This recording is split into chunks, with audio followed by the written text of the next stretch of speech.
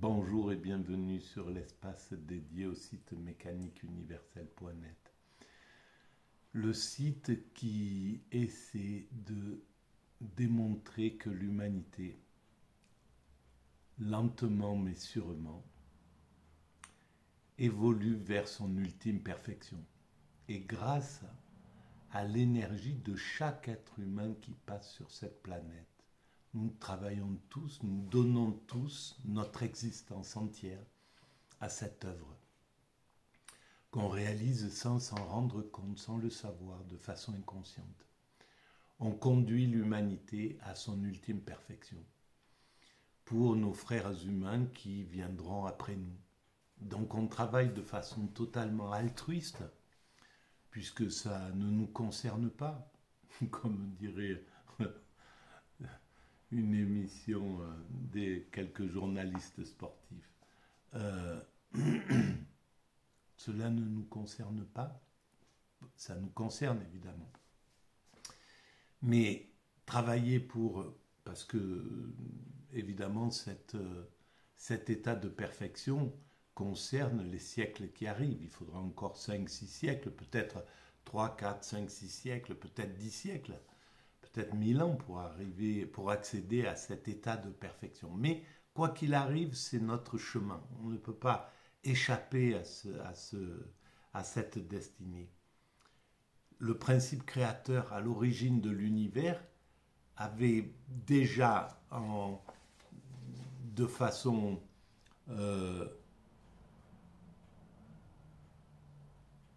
on pourrait dire potentielle, avait le cheminement de toute l'évolution de l'humanité. De toute l'évolution d'abord du monde, c'est-à-dire de l'univers, l'expansion. Donc à partir d'un point X qu'on appelle le Big Bang actuellement, mais c'est susceptible à évoluer. On n'a pas encore complètement compris la façon dont est créé ce monde, mais admettons à partir de ce point-là. Avant ce point, c'est l'ordre du divin pur. Là, c'est la partie où le divin pur a l'intention, porte en lui l'idée de cet univers et l'idée donc de l'expansion, parce qu'il met dans le mécanisme les lois fondamentales pour que cet univers arrive, donc qui est le Big Bang, cette création spontanée à partir de particules virtuelles qui sont potentielles. Il y a la potentialité de l'univers qui est là, mais qui n'est pas réalisé, et d'un seul coup, ça se concentre sur un point qui est le Big Bang, et cette énergie se concentre là et fait créer les lois fondamentales, force forte, force faible, attraction, etc., qui font que les choses se tiennent et qui font que les choses évoluent, que les choses... y a tout le processus de la création, donc de l'univers, de son expansion, de l'arrivée de la vie à un certain moment, de l'évolution de la vie vers sur la mécanique universelle, je dis que la vie, ce qui évolue dans la vie, c'est l'expressivité de l'amour, l'expression de l'amour en réalité. On est de plus en plus apte à exprimer notre amour. Et tout converge pour qu'on soit de plus en plus apte à exprimer ce que nous appelons l'amour. Entre le reptile et un homme, il y a des démonstrations qui sont différentes de l'amour. Le reptile a une relation d'amour avec ses petits, par exemple, mais avec ses congénères, c'est assez distant malgré tout. Ça ressemble pas à ce que les mammifères vont pouvoir exprimé. Il y a une différence déjà, ça c'est un truc que j'ai découvert en écrivant, en développant la mécanique universelle. Le reptile, les oiseaux, c'est un œuf qui est couvé, qui est à l'extérieur, et l'œuf, chez les mammifères, il vient à l'intérieur du ventre de la femelle ou de la femme. Et donc, le contact, et puis c'est plus une coquille qui sépare les deux, c'est directement la chair qui est au contact de l'autre. Donc la sensibilité évolue. On n'a pas la peau des reptiles, donc les caresses sont différentes, etc. Et le sentiment d'amour évolue chez les mammifères, et après chez les mammifères supérieurs, et puis chez l'homme, il atteint le paroxysme, c'est-à-dire qu'on peut aimer de façon totalement inconditionnelle. C'est l'amour absolu, c'est l'extase par exemple. Voilà, c'est un amour absolu pour tout, pour l'ensemble. Et on peut aimer de façon altruiste, on peut aimer de façon généreuse sans rien attendre. On a sophistiqué l'aptitude d'aimer. Et en fait, c'est ça qui monte dans l'évolution de l'humanité. Alors, euh, dans cette, donc, ça concerne les siècles prochains, le fait que nous ayons atteint cette perfection. Et cette perfection, c'est une perfection technique, c'est-à-dire qu'il faut qu'on ait réalisé entièrement le monde, techniquement, donc qu'on n'ait plus à besoin de le construire, qu'on ait juste besoin de l'entretenir. Et ça, dans 400 ans, 500 ans, le monde aura une face complètement différente de ce qu'elle est actuellement. C'est clair, les villages seront... Voilà, par exemple, moi j'habite dans un village de 1500 habitants. Il est constitué de pierres, c'est bon, c'est joli, c'est à l'ancienne, etc. C'est des choses qui datent de 1500, 1400, etc. Donc il y a quelque chose d'un peu joli au niveau du patrimoine. Mais c'est des passoires thermiques, c'est pas très... voilà, on n'est pas dans quelque chose qui est complètement... qui est capable d'être dans une écologie 100% écologique. Alors peut-être que il y a tout autour, c'est que des prés, des trucs. Peut-être que le même village sera transformé dans un grand pré à côté, c'est 1500 habitants ou voilà, peut-être davantage, seront dans un système qui utilisera la terre, qui sera à moitié enfermé, à moitié sous terre, à moitié sur terre. Voilà, peut-être c'est ça qui va évoluer. Peut-être que ça sera un seul petit immeuble ou une seule petite construction où tout le monde pourra vivre et où tout sera autosuffisant et qui n'aura plus aucun impact sur la planète. Voilà, on peut imaginer quelque chose comme ça, parce que il suffit d'imaginer ce que l'humanité a évolué entre il y a 400 ans en arrière ou 500 ans, admettons, voilà, 1600. En 1600, il était impossible aux imaginatifs de l'époque, et pourtant ils étaient là, hein, ils avaient des capacités de créativité et d'imagination inouïes, aussi importantes que les nôtres, voilà. Eh bien, il y a 400 ans ou 500 ans, c'était impossible qu'ils puissent imaginer ce que nous vivons. Impossible d'imaginer que on partirait en avion, on ferait le tour du monde en avion, qu'on connaîtrait l'ensemble des êtres humains qui composent l'humanité, qu'on voyagerait en TGV, qu'on aurait des téléphones portables, qu'on serait connecté par Internet avec l'ensemble de la planète, qu'on aurait accès à Wikipédia et donc à la connaissance incroyable. Et encore, on n'a pas fini cette évolution, évidemment. Cette évolution, elle est encore elle est encore difficile à imaginer. Alors nous, c'est impossible d'imaginer ce que sera l'humanité dans 400 ans quand elle aura atteint sa perfection. Est-ce que, oui, effectivement, ou est-ce que ce village sera devenu absolument écologique 100%, il n'y aura plus du tout l'eau sera recyclée, on tirera toute l'énergie de l'air, du vent, du soleil, etc., sans aucune difficulté. Voilà, tout est posé sur le truc. En tout cas, on aura atteint à un certain moment donné notre perfection indépassable. C'est-à-dire que tout sera réalisé, l'homme n'aura plus besoin de travailler comme on connaît le travail aujourd'hui, qui est un esclavage tout simplement, hein, même si c'est payé, machin, etc. Mais c'est sous la forme d'un esclavage. On est contraint au travail. C'est pas quelque chose où on n'est pas dans un état de liberté. Quand on aura atteint la perfection, il y aura juste à entretenir le monde. Et là, c'est chacun fera sa petite part comme ça, sans qu'on lui demande quoi que ce soit.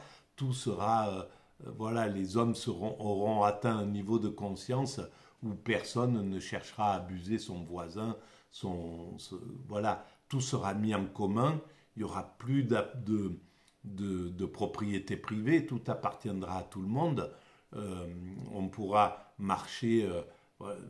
Là, par exemple, actuellement, les routes sont faites pour les véhicules, la plupart. Mais par exemple, les anciennes voies de chemin de fer, dans toute l'Europe, sont transformées progressivement en voies vertes.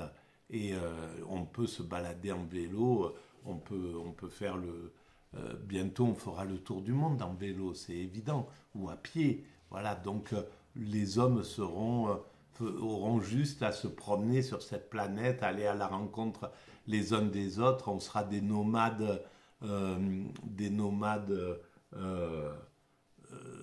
spirituels. Voilà, on aura juste à se prendre dans les bras, à s'aimer les uns les autres. Voilà, c'est un chemin un peu peut-être comme ça que j'imagine. Mais bon, voilà, c'est que de l'imagination et ça ne tient pas plus debout que ce que pensaient les imaginatifs du XVe siècle ou du XVIe siècle. Donc, on va vers cette ultime perfection et on y va quoi qu'il arrive sans... Et donc on est des altruistes puisque on construit cela pour nos frères humains qui viendront après nous et qu'on ne connaît pas et dont on ignore tout. On travaille pour des gens dans 500 ans, on ne peut même pas y penser parce qu'on ne peut même pas penser à ce que seront les enfants de nos petits-enfants. Voilà, déjà là, c'est notre cerveau, on ne travaille plus pour eux. On peut travailler pour nos enfants, pour nos petits-enfants, mais après, voilà, il y a quelque chose qui s'arrête dans nos appartenances claniques. Donc, après, mais une fois qu'on aura réalisé qu'on travaille pour 5, 6, 7, 8 générations plus tard, eh bien on comprendra qu'on est altruiste en fait. Et que la récompense de notre travail, c'est le plaisir que nous prenons à cette existence, pour ceux qui en prennent. Voilà, c'est les petits plaisirs de la vie. Donc on construit l'humanité par le bien, par le mal. Les deux construisent le bien, quoi qu'il arrive. Les deux construisent la perfection. Donc quoi qu'on fasse dans l'humanité, on travaille à la perfection. Il n'y a pas de saut métier, entre guillemets. Et donc, on travaille de façon totalement altruiste, en fait, généreuse, et la récompense pour l'homme constructeur que nous sommes, nous étions des primates naturels, nous sommes des hommes constructeurs de l'humanité, de la perfection, et ceux qui viendront, ce seront les humains aboutis qui arriveront quand l'humanité aura été complètement finalisée. C'est eux qui jubileront de cette existence, qui vivront cet état d'extase, etc. Alors, pourquoi? On ne le sait pas encore. On le découvrira plus tard, je pense. Pourquoi cette humanité va vers cette extase?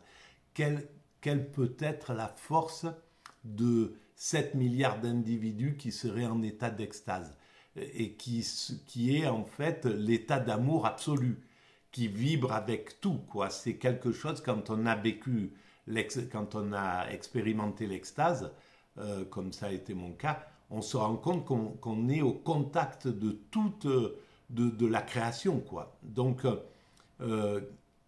quelle est l'énergie que va faire cette énergie 7 milliards, si on est encore 7 milliards à ce moment-là, 7 milliards d'êtres humains en état d'extase, quelle énergie, qu'est-ce que ça peut influer sur la création? On ne sait pas, voilà. Tout ça, c'est des choses qui sont encore des imaginations, tout simplement.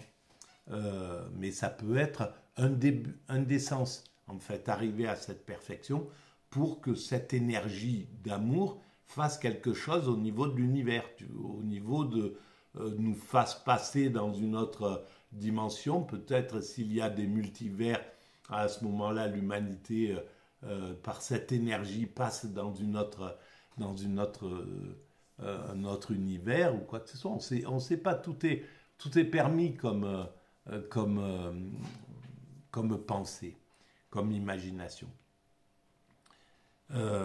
Et donc, voilà pour cette introduction encore très longue. Et alors, je vais me mettre un petit peu sur cet ouvrage-là. Aux origines de la philosophie indienne, par Johannes Bronkhorst. Bon, je suis désolé, je suis très fatigué là. Alors, aux origines de la philosophie indienne. Et on va commencer par lire juste l'introduction. Les trois religions.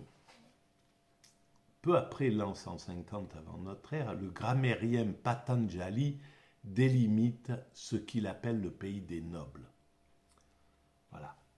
En délimitant ainsi le pays des nobles, Patanjali divise en trois parties la partie septentrionale du sous-continent indien, le pays des nobles lui-même et les deux régions qui le bordent à l'est et à l'ouest, contrairement à celles qui le jouxtent au nord et au sud, c'est-à-dire au-delà des montagnes.